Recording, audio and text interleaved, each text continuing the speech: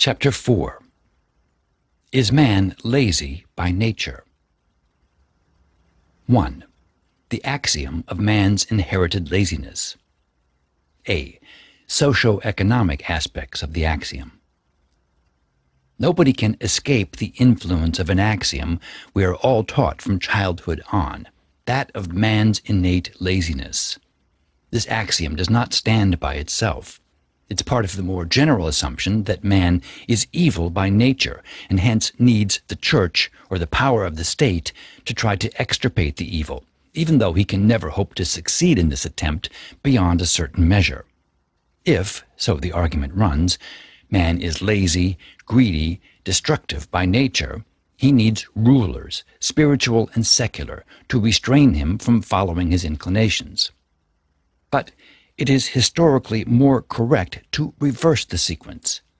If institutions and leaders want to rule men, their most efficient ideological weapon is to persuade him that he cannot be trusted to follow his own will and insight, because both are guided by the devil within him.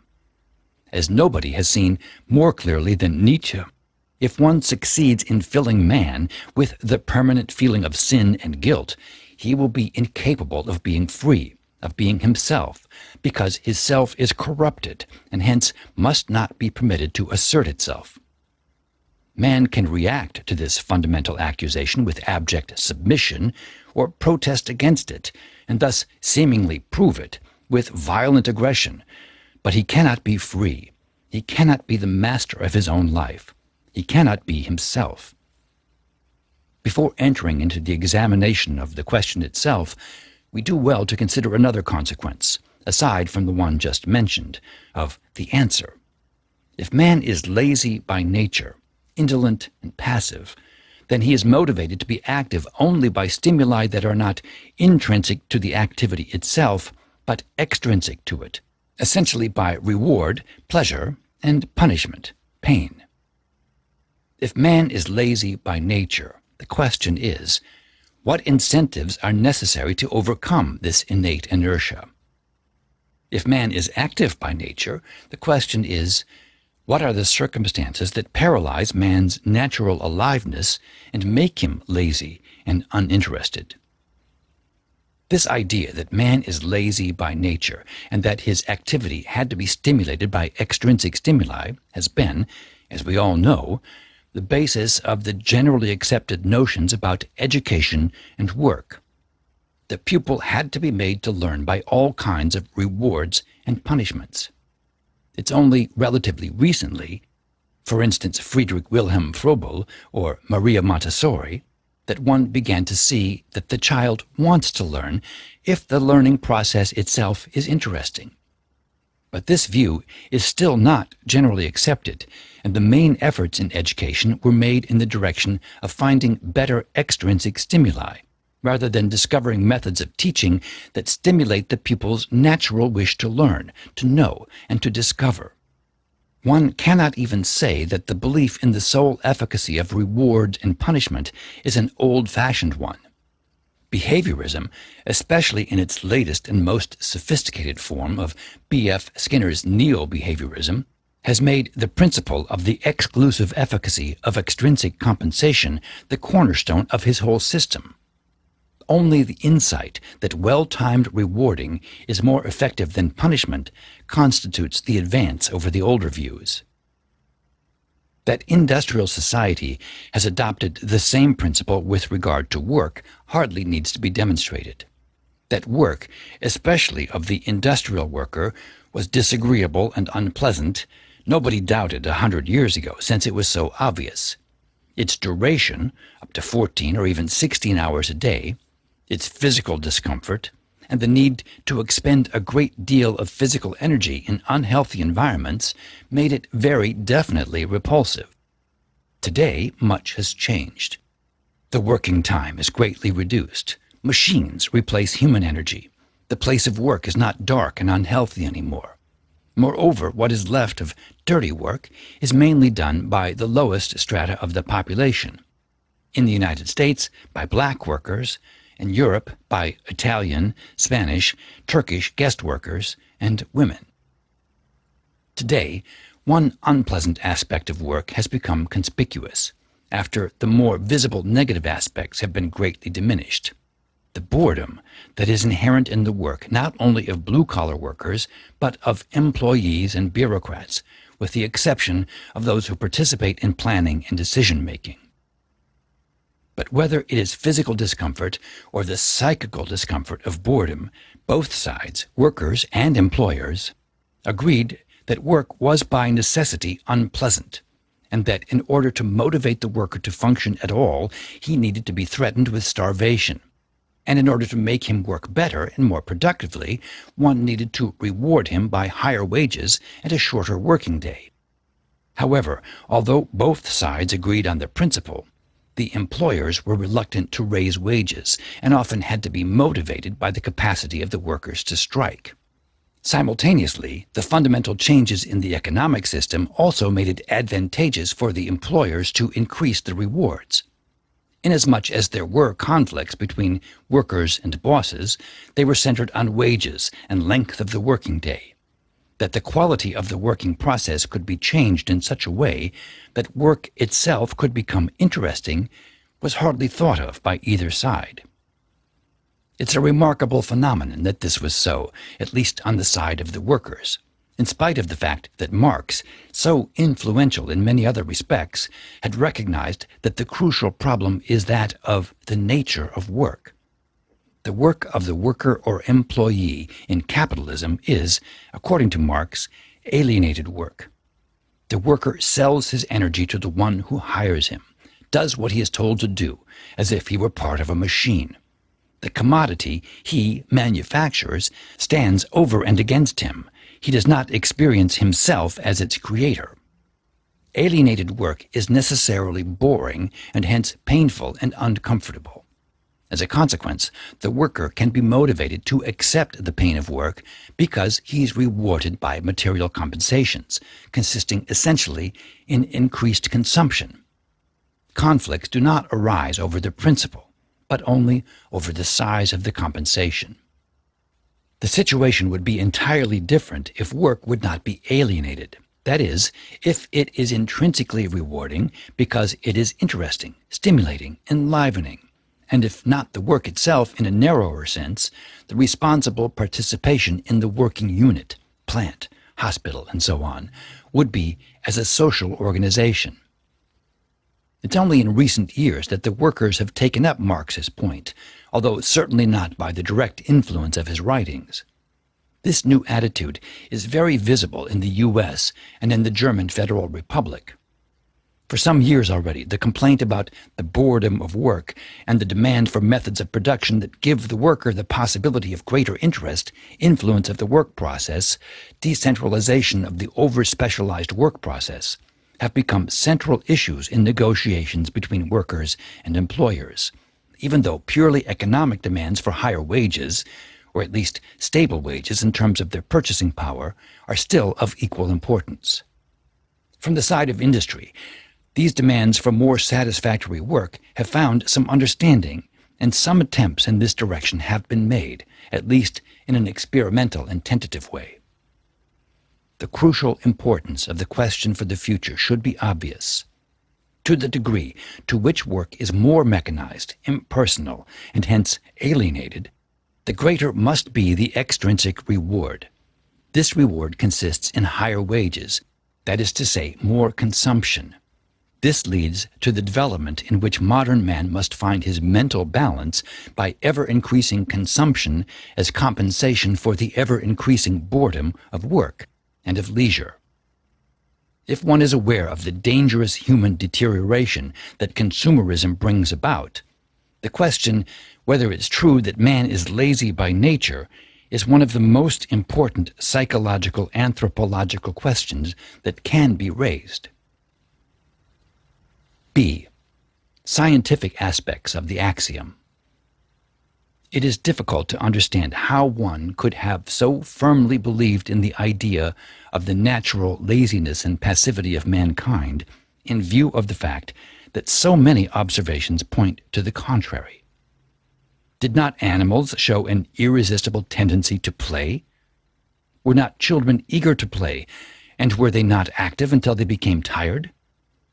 That Freud should have misunderstood the tendency of a child to repeat the same game again and again as an expression of a repetition compulsion rather than as an expression of the need for activity is probably due to the axiom of natural inertia. Does not man in all ages and cultures show a need for excitation and stimulation? Does he not seek it in art, drama, literature, ritual, dance, and in our culture by watching The Man on the Flying Trapeze, automobile accidents, reading about crimes, illness?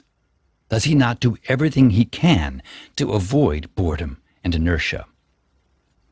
According to the reductionist axiom, man seeks for a state of minimal excitation.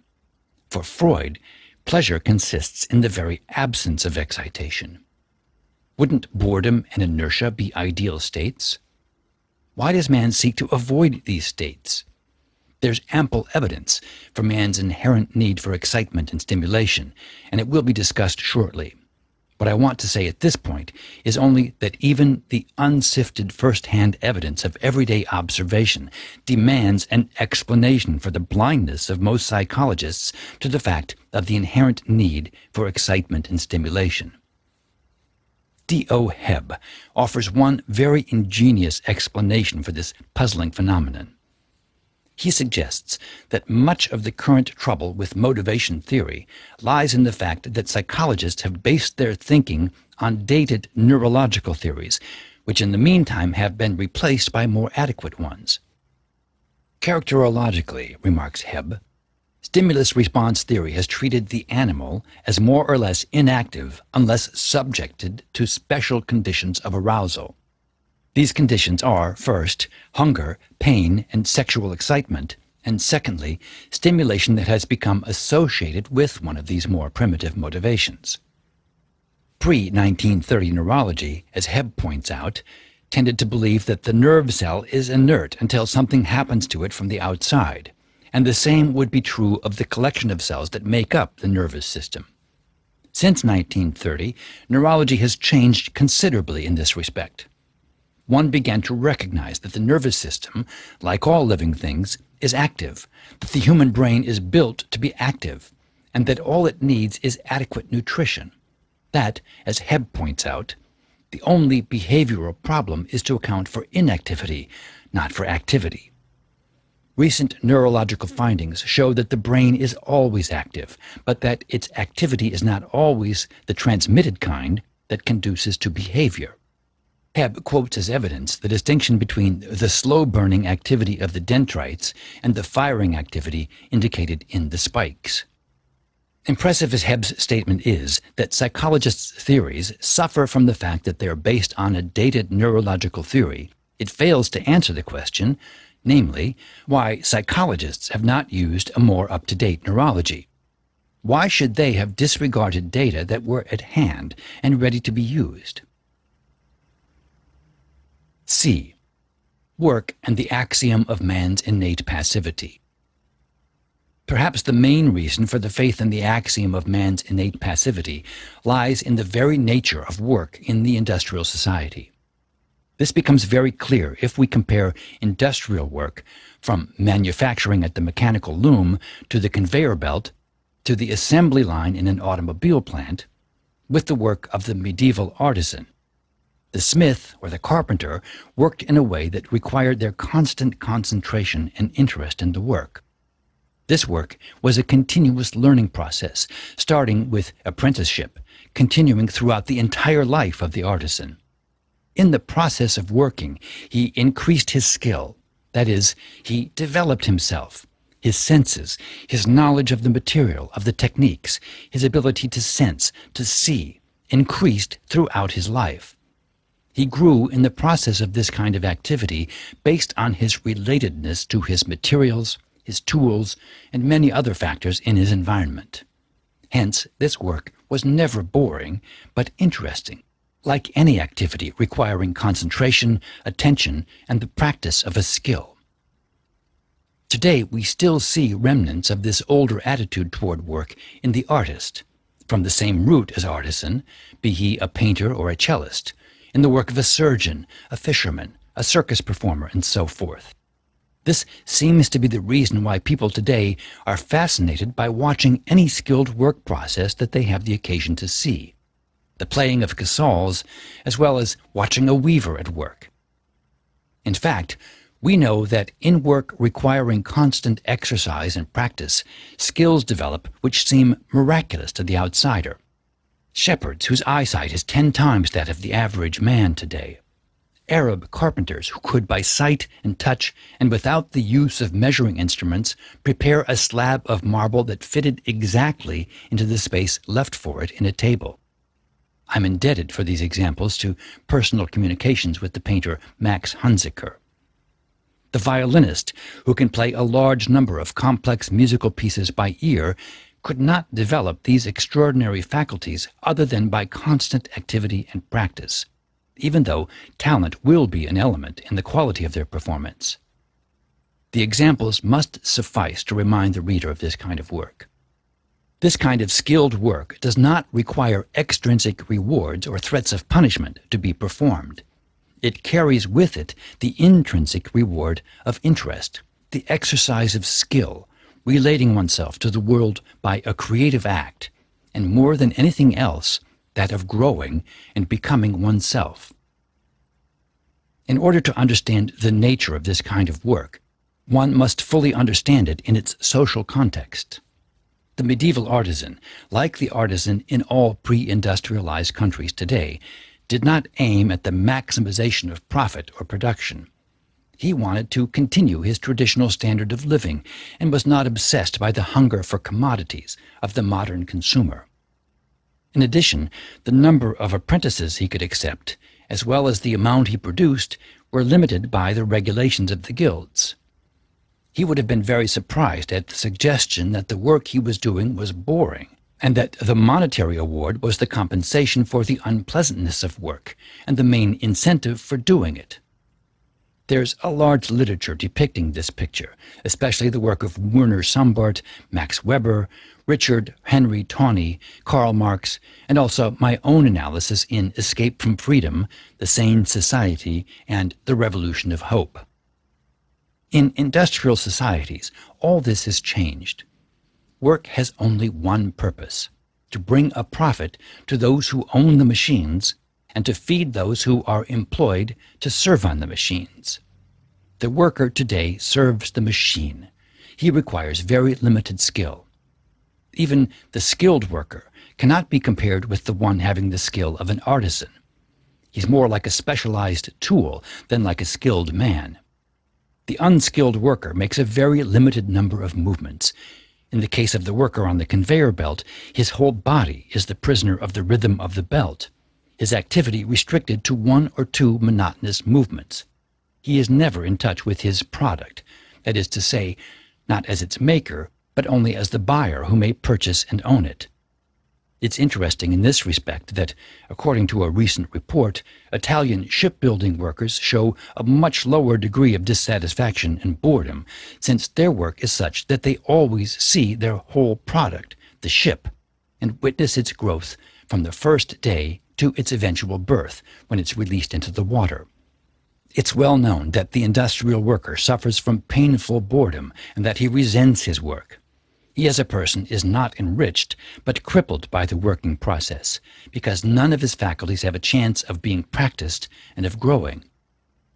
This can hardly be otherwise in a system in which one produces for the sake of the profit the commodity brings, and not for its value, whether socially or culturally.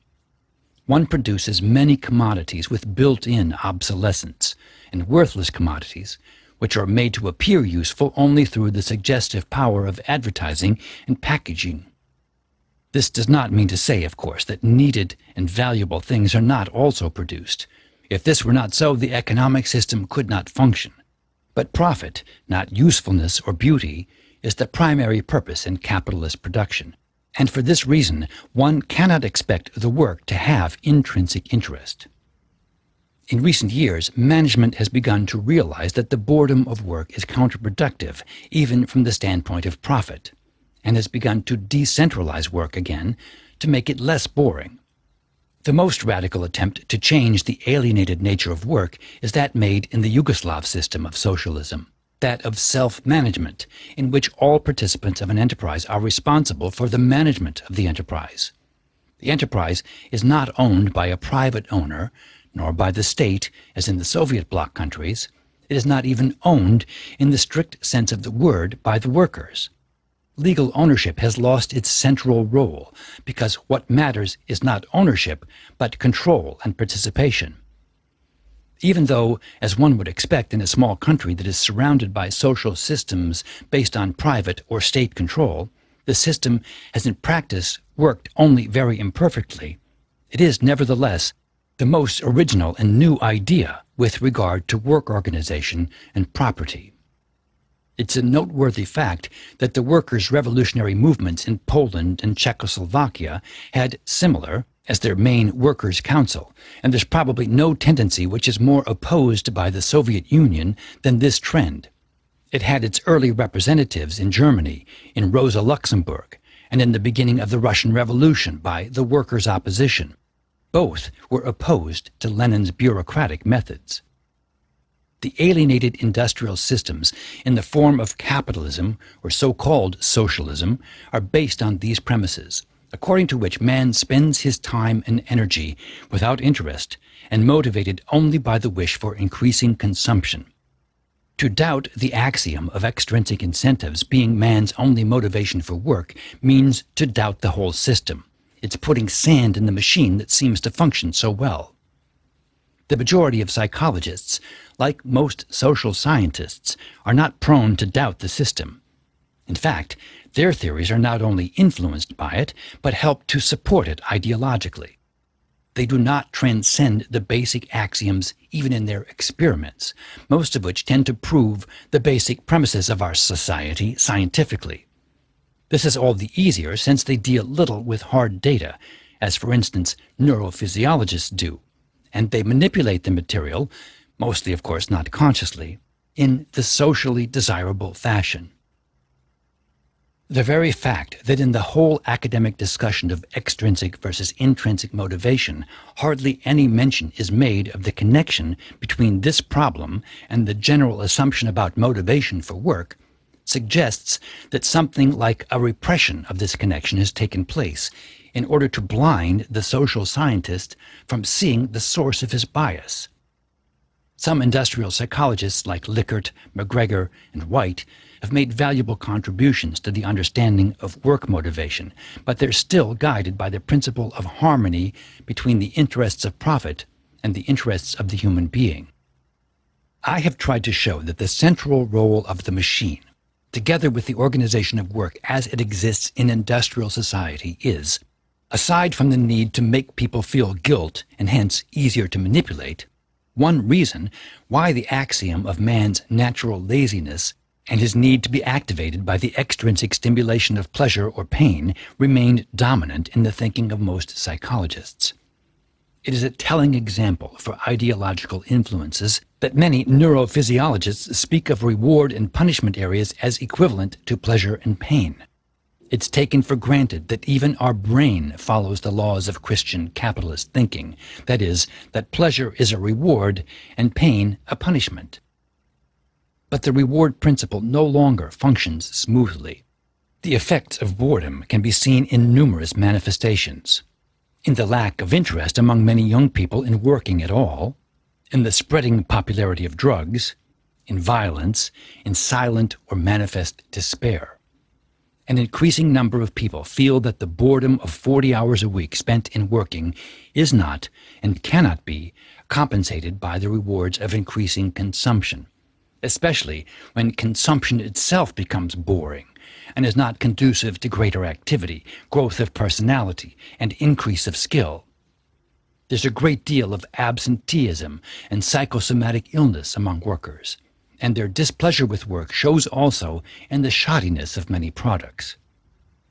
We find ourselves in a severe crisis of the patriarchal system centered around duty and obedience as supreme values, not life, interest, growth, activity, where to have and to use are the directing goals, and not to be.